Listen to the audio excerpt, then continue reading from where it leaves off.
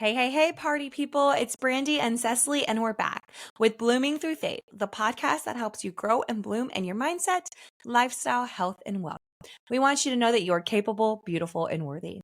Today, we're talking about something that a lot of us as women deal with, especially as the days get shorter and colder. Seasonal Affective Disorder, or you could call it SAD. You could say this is when some people get what you call the winter blues. All right. If you've ever felt extra tired in the winter, less motivated, maybe more irritable, or even more down emotionally, you're not crazy, you're not alone, and you're not failing spiritually. What you're experiencing is something very real that many women go through. But here's the best part, girls. You don't have to stay stuck in it. Today, we're going to unpack what seasonal affective disorder is, why it happens, and most importantly, how you can invite God's presence in and some very practical rhythms into your life to keep your spirit lifted during the darker months. I love that. And I actually didn't I knew this was a thing for a long time, but I didn't know it was actually called SAD until I looked it up because I was like, why are people just like the worst during the wintertime? Like, why are we like depressed and we don't want to get out of bed? And they were like, it's because you're sad. And I was like, I don't think I'm sad. But then I looked it up and I was like, okay. You know what? Now that we're talking about this, like people, when the time changes, when it gets dark, when there's more honking, there's more people being at grocery stores. I'm like, y'all, this is supposed to be the most magical time of the year. Come out at night. It's nighttime, and they're like, I don't know if it's like people are not getting good sleep or what, but I think it's also like this like hustle and bustle season. Like everybody's like, oh, it's the busiest season of the year. I'm like, why? This is not like my calendar should be less full. So we're just going to talk about what is seasonal affective disorder, because Brandi and I both, we come on here because we want to share things with you that have changed our lives, that have helped us to be more positive. And coming from a health background, I am a longtime trainer and nutritionist. Brandi is the same. She works in wellness. This is something that's maybe not the topic we normally talk about, but it's really, really important to us, is you have to take care of your body, right? Because your body and your mind and your spirit, it all works together. So if one of those things is out of whack, everything is out of whack. So SAD is a type of depression. It is psychologically labeled as a type of depression that happens during the fall and winter months when there is less sunlight. So if you are feeling depressed, you're not crazy. Okay, it's not just that you're busy or that you're just feeling out of whack. It happens when there's less sunlight. The world shifts and so do you. So some symptoms can be like low energy, sleeping more but still feeling tired, increased cravings, which is also why we eat all these carbs in the wintertime. We're just trying to eat everything in sight. Our moods drop. We're not super motivated, hopelessness, sadness, just I just feel like it's like a funk. I don't even know how to explain it. It's just like a funk, because the lack of sunlight, when that daylight savings time happens, when that shift happens, it affects our body's internal clock. So because there's lower light and we're outside during those lower light times, means we have less serotonin in our body. And our serotonin is our happy hormone. We like serotonin. And it also means that you have more melatonin, which is that sleepy chemical. So your body's literally just it doesn't know what it's doing. So I just want to encourage you in the fact that this is not just that you are weak, you're not motivated, you can't do it. It's simply our bodies are almost we're like animals. Our bodies are kind of trying to go into hibernation mode for the winter time, and we can't do that, right? So our bodies are responding to the environment, but we can fix it, right? We can take steps to care for our minds, our body, and our soul. And the first thing I'm always going to tell you guys is scripture, right? You have to turn to the truth of the word. And so in Psalm 27:1, it says, "The Lord is my light and my salvation. Whom shall I fear?" And that's a really beautiful verse to go back to anytime, because even in actual darkness, Brandi literally said, it gets dark and people get mean. Even in darkness doesn't just have to be a metaphor. Even in actual seasons of darkness, it's dark outside, people get mean. God's light is constant and you carry his light inside of you. So my encouragement is keep going back to the word, keep going back to encouragement. If you have any sort of devotional, go to that. Don't let the word or reading the word or staying in scripture fall off just because you're more tired. That's really important. I love that. I love that. Yeah. All right. So let's now talk about practical ways to stay encouraged in winter seasons. So the first thing, like Cecily just said, chase the light. The light is so important. All right. Natural light is powerful for our bodies and our minds. So open your blinds wide and step outside for even 10 to 15 minutes when the sun is shining. Now, if it's you're getting up early, right? Maybe the sun's not shining yet. You can maybe invest in, and I'm obsessed with, a light therapy lamp. Or I have this. Happy light. Oh, it's a happy. It's supposed to kind of mimic regular light. So like when I come in here in my office and I do my devotionals and I do my gratitude really early in the morning before the sun comes out, I put my happy light on, right? And then later during the day, maybe you can take a walk at your lunch break or something in the afternoon. Make sure you are chasing the light. All right. Yeah. Number 2, and probably one of our favorites, move your body, girl. Na, da, na, na, na. Okay, sorry. It just was. Oh, I danced and my whole mic shook. I'm Well, dancing too. your microphone's colorful too, so that was even better. Like It's a like we're party. at a dance party. Let's Okay, go. so move your body. Movement is medicine. All right, I say it all the time. I do not work out to look good in a bikini. I work out for my mental health. For my mental health, it makes me a better wife, human. So even stretching, dancing in your living room. We have a lot of dance parties in our house. Yeah. Or walking around the block can lift your mood. It doesn't have to be you going to the gym or working out for an hour. Any type of movement is medicine. Okay. So think of exercise not as a punishment, but as a praise. Moving your body is thanking God for the temple he gave you. And I actually, I said this in my stories a few days ago. So I was really sick on Monday. I was throwing up. I couldn't move. I cannot stand being stuck. I know it was like a bug or something. It was like 24 hours. I ate something. I can't stand not being able to move. Okay. And I wasn't able to move my body that day. I couldn't even take the boys to school that day. That's how sick it was. So the next day, you know how happy I was? I was like, I get to take my kids to school. Yeah. I get to move my body, right? And we think about that all the time. We take a lot of things for granted.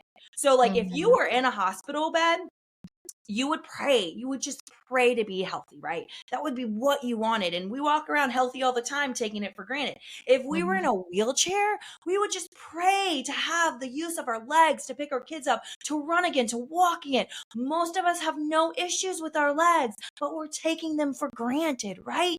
The other thing I said and I shared about, I'm very passionate about this, but like, hey, if you lost a loved one, you would pray and wish for one more moment to say, I love you, or to give them a hug. So stop taking your health and your body for granted. Move it. It is not a punishment. Okay. So I can go on and on about that, but I'm not. All right. Nourish your body, right? Winter cravings are real, but too much sugar can make moods worse. All right.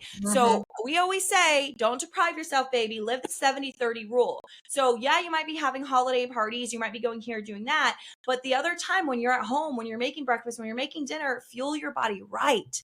All right. That is really important. And try to limit your sugars. Don't go overboard. Make sure that you are adding in veggies. Make sure you're eating your fruits, all that fun stuff too. All right. Next one is stay connected to people. Oh, this is so good. All right. SAD makes us want to isolate, but isolation is what intensifies the sadness. We think about that all the time. Like when we're in depression, I suffer from depression often. And there's times where I don't want to get out of bed, right? But I know that when I do get out of bed, when I do the things, when I'm around the people that fill my cup, that's what makes me better. All right. So make intentional plans, coffee with a friend, women's Bible study, even phone calls, right? Think of the connection as like fueling your soul. All right. Just a few more tips here, right? Okay. So the next one, we are going to create joyful rhythms. Winter can make you feel stuck. All right. So we are going to build rhythms of joy. So light a candle, read a cozy book, start a new hobby, plan weekly fun nights out with your family or your girlfriends if you have little kiddos. Do fun crafts with them, bake cookies with them, right? Do things that bring your heart joy. These little things give your heart something to look forward to, all right? And then the last one that I have for you is guard your mind with gratitude. Period. Point blank. Keep a gratitude journal. 3 small things every morning or night. And this is a great plug for our Blooming I was Through just about Faith. to say that. I was like, I think our gratitude journal has 3 that you can do. It sure does. You guys can find it on Amazon. It is a Blooming Through Faith gratitude journal. We love it. We love gratitude. You got to start your day with it. I start my day with it. I end my day with it, right? So gratitude literally shifts your brain chemistry. So lifting you out of negativity, right? Yeah. So like winter eventually goes away, spring comes, right? So we know that this too shall pass, but our mind is such a powerful thing. All right. And the last thing I want to tell you guys to do is speak life over yourself. All right. So if you're feeling down, you're feeling depressed, you're feeling overwhelmed, say, I'm okay. I got this. This won't last forever. I can, and take things one step at a time. Right. And so I feel like as women, we actually made a reel not that long ago and guys got really mad. Some dads got mad at me. Oh, And yeah. like 80, wasn't that crazy? I'm like, you guys What's are wrong just, with men? No what offense is if you're a man listening. I don't know why yeah, you'd be like a man no listening offense, to because this, like but, my husband laughed at it, but some guys attacked me. I was like, dude, here's the deal. It's real. Women have this unseen mental load where we just do all of the things, right? It's the holiday parties, it's the PJs at school, it's the showing up for this, it's the cookies, it's the neighbors this, it's the parties, it's the like we have a party this weekend and I'm getting the Secret Santa gift for my Secret Santa and for Mitch's. I already got all the Christmas presents. Okay, Yep. maybe Oh, he'll help I me have another wrap good them. example of this too. So, this past week was my high school kids, my middle school and my high school kids, last day of their like homeschool co-op for the semester, and so they had presentations that we had to get set for. So this is like on top of the normal, like my husband has his role, I have my role. We know kind of what each other is doing on a day-to-day basis, but this is all just like extra, right? Which adds to the SAD, right? It adds to the seasonal affective disorder. If your brain is already overloaded, it's easier to get depressed. So like I had to get it's the morning of their school and they're getting ready. It was a pizza pajama party. So I had to order the pizza. I had to buy them all the matching pajamas. My husband had no idea. They all came out in pajamas. He was like, everybody has matching pajamas. It's so cute. I was like, yeah. And if you've ever had to buy matching pajamas, you go nowhere. You know that nobody ever has them all in the right sizes at the right store. I went to 4 different stores in an afternoon and spent, I want like literally 3 hours looking for these Christmas pajamas in everybody's correct sizes because the websites didn't have them in all the right sizes I needed. It was a whole like, but my husband just looks, he's like, oh, everybody has matching pajamas. Not, oh, Cesley had 3.5 hours taken out of her day. No. So they're all wearing their matching pajamas. I ordered the pizza. Then in the morning, I'm making all 3 of their lunches and I'm packing their teacher gifts. And my husband was like, oh, who's getting presents? I'm like, well, all of their teachers. These are their gifts for their teachers. And then they each had their own Secret Santa gift that they had to get. And all of that had to be packed on top of just like a normal school day. And he just comes out and he gets ready for work. He's like, all right, you guys have a good day. I was like, Yeah, okay. you're welcome. And that's like that is such a good example. And then here's the thing: is like Mad at him, like no, he has no idea, but like that's the extra. Like that's hours out of a day that is not normally penciled in your day. Like, yeah, it's the unseen mental load that we always carry as women, and we talk about that a lot. But it intensifies during the holidays, right? There's more on our plates during the holidays, and so anyway, it could cause stress, it could cause depression. So take these tips and tools and make sure you're pouring into you before you pour into others, so that we can have joy this holiday season.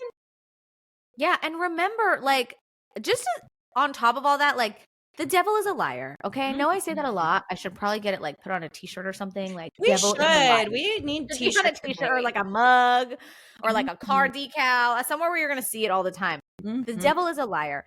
This season is about resting in the gift of a promised savior. Like, this is I cry every time I think about like what Christmas actually means for us. Like it is a time to rest and like sit in the beauty of the gift we have been given. And the devil is really good at being like, oh, but let's keep you busy. Let's keep you discouraged. Let's keep you tired. Let's keep you this. Let's keep you that. Like the Lord tells us there is a season for rest and there is a season for work. It is okay to rest in the season of rest, but you can't beat yourself up. Like I think a lot of this like seasonal affective disorder comes from we get out of our normal rhythms and then we pile on a whole bunch of stuff that doesn't bring us joy. Like, and we need to stop doing that. We have to know, like my favorite thing that you just said was create joyful rhythms. So I make it a point, my boys and I go to the gym every morning, and I even have been the one that's been like, I'm so tired. I have so much extra on my plate right now. I'm so tired. I don't want to go to the gym. And my kids are the ones who have been like, we go to the gym every morning. We have to go to the gym. And the second that I get out and do it, I feel so much better. We have so much fun. We listen to music. We lift weights. Like it's fun. But I think the first thing we want to put down when we're sad is like the things that we have to work at that are fun, if that makes sense. And sometimes you have to put in that little bit of effort. And it might even be like telling your friends that this season is it's kind of a sad season for you. Like if you're feeling depressed, tell somebody. Because they're going to force you to come out of your shell and get outside and do things. Yeah, So, I feel like it's sad too. And this is something we hadn't mentioned, like when it comes to like why. When you have family members that you've lost, right? Like, and most people have. And so the holidays are hard because you have those memories and you have those wants to be with them and you can't. And so it's valid to have those sad feelings during the holiday. Yeah. That's really important. Just to even say that, like, your feelings are valid. I don't even remember who told me that. It might have been you, Brandi, or maybe I said it to you. I don't even know. But you're feeling like at this point, I don't know what you say and I say and where I got it from. But it's your feelings should ride in the car with you. They just don't get to drive. Oh yeah, that's so good. I definitely didn't come up with that. Yeah. I don't think I did either. So I think somebody else told me. Maybe my therapist. I don't know. Probably your therapist. Probably my therapist. So our feelings are important. Like God gives us our feelings. I always say God gives us our feelings as like a check engine light. So this winter season, check your check engine light. See how you're feeling. Like if you're feeling depressed, pull away from some of the have tos and shift to some more like want tos. Like get outside. I cannot stress to you the importance of just going outside, breathing in fresh air, getting sunlight. Like your feelings are valid.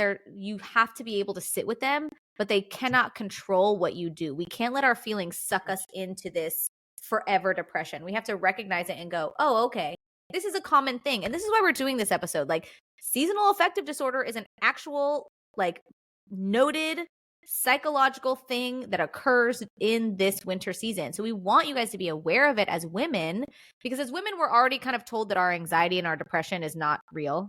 You know what I mean? Like it's like that's already gets pushed to the side a lot. So we want you to know that this is a very real thing. It's okay to feel it, but it's not okay to stay there. And so I just want to speak this over you today. Like you are not weak for feeling weary. You're not failing for feeling heavy. You're strong because you choose to keep going.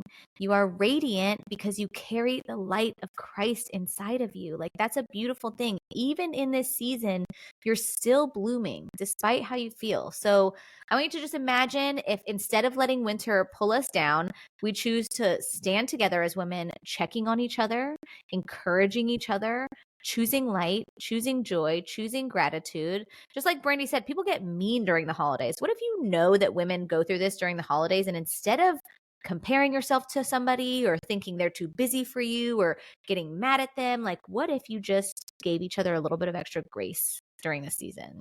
Like we don't have to battle these winter blues sort of feelings by ourselves. We're not meant to. Like we're surrounded by women. The Lord has put us in this kind of sisterhood for a reason. So we just want you to remember that you are beautiful, you are capable, and you are worthy, and we can't wait to watch you grow, girl.